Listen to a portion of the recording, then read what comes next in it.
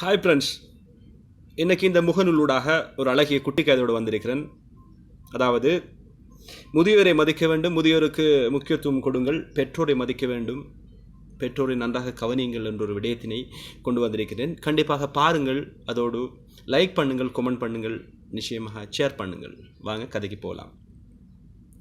நான் சிறுவனாக இருக்கின்ற காலத்தில் பாடசாலை பருவத்திலே ஒரு நாள் விடுமுறை தினம் அன்று வீட்டில் இருந்து கொண்டிருந்தேன். அம்மாவிடம் நான் நினைக்கின்றேன் 9 மணி இருக்கும். காலை உணவு கேட்டபோது நானும் எனது தங்கையும் கேட்டபோது, இருங்கள், நான் இப்பொழுது சரி செய்து கொண்டிருக்கின்றேன், இன்னும் ஒரு 10 நிமிடத்தில் தருகின்றேன் என்று இடியாப்பம் சுடுகின்ற வேலையினை பார்த்து கொண்டிருந்தார் கிச்சனில். அந்த நேரத்திலே எங்களுடைய கேட்டினை ஒருவர் தட்டுவதாக நான் உணர்ந்தேன். சத்தம் கேட்டது. நான் வெளியில் சென்று கேட்டை திறந்தேன். ஒரு முதியவர், 65-70 வயது மதிக்கத்தக்க ஒருவர் வருகை தந்திருந்தார். நான் அம்மாவிடம், அம்மா இங்கே யாரோ வந்திருக்கின்றார், வந்து பாருங்கள் என்று சொல்லிவிட்டு நான் வீட்டுக்குள் வந்து விட்டேன். அம்மாவும் வந்து வெளியில் பார்த்தவுடன் ஒரு முதியவர், வாருங்கள் ஐயா, என்ன வேண்டும் என்று விசாரிக்கின்றார். அப்பொழுது அந்த முதியவரோ, எனக்கு ஒன்றும் தேவையில்லை மகளே, சற்று உணவு தர முடியுமா, எனக்கு பசிக்கின்றது, காலை உணவு எதுவும் சாப்பிடவில்லை, பசிக்கின்றது அம்மா, தர முடியுமா, நேற்று நைட்டு கூட நான் எதுவும் சாப்பிடவில்லை அப்படி என்று கூறியதும், வாருங்கள் ஐயா, நான் இன்னும் ஒரு 10 நிமிடத்தில் உங்களுக்கு தயார் செய்து தருகின்றேன், நான் இப்பொழுது இடியாப்பம் சுட்டு கொண்டிருக்கின்றேன், வந்து உட்காருங்கள் என்று ஒரு கதிரை எடுத்து கொடுத்ததும் அந்த முதியவரோ, இல்லை மகளே, நான் இப்பொழுது கதிரையில் உட்கார முடியவில்லை, எனக்கு இடுப்பு வருத்தம், நான் கீழே தரையில் உட்கார்ந்து கொள்ளுகிறேன் என்று சொல்லி அவரிடத்தில் அமர்ந்தார். அம்மா கிச்சனுக்குள் சென்றதும் நான் வெளியில் வந்து அவருடைய நானும் என தங்கையும் முதியவருடைய நடவடிக்கையினை பார்த்து கொண்டிருக்கின்றோம்.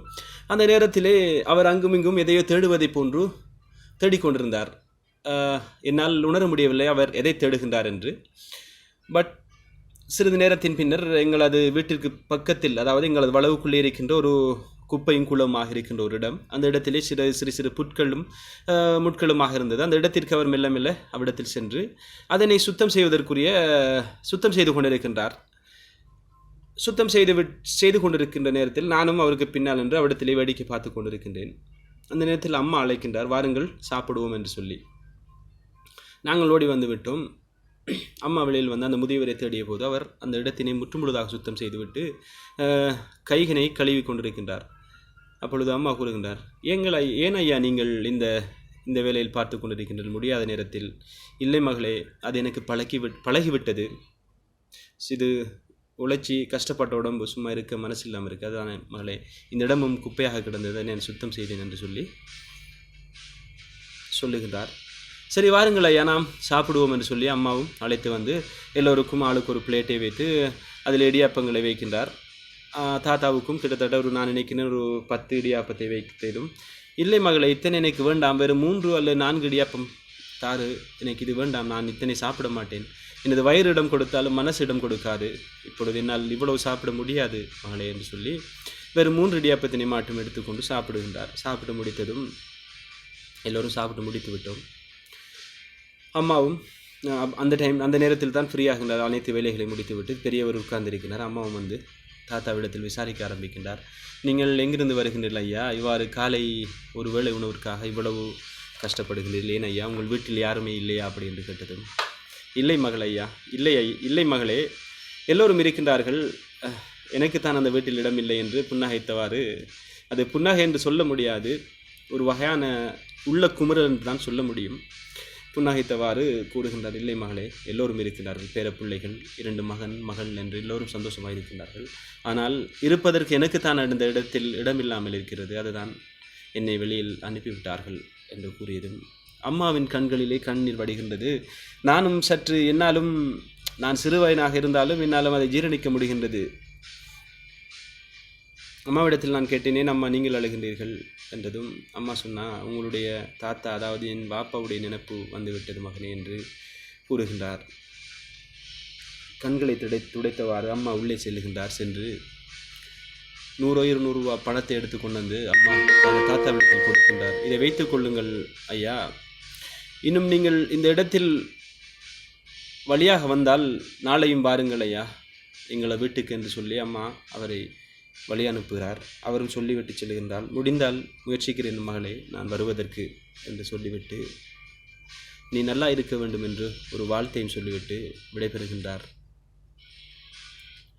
சகோதரர்களே, நீங்கள் சற்று சிந்திக்க வேண்டும், இந்த கதையிலிருந்து கிடைப்பது என்ன?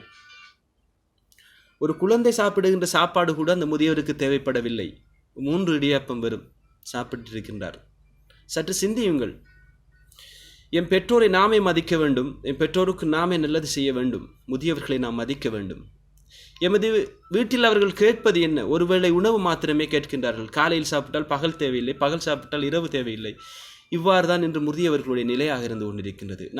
நாம் அவர்களை மதிக்க வேண்டும். நிச்சயமாக அவர்களுக்குரிய கௌரவத்தை கொடுக்க வேண்டும். இன்று அவர்களுக்கு நாளை நமக்கு என்பதை நாம் உணர வேண்டும் சகோதரர்களே. எனவே எமது தாய் தந்தையரை நாம் மதிப்போம்.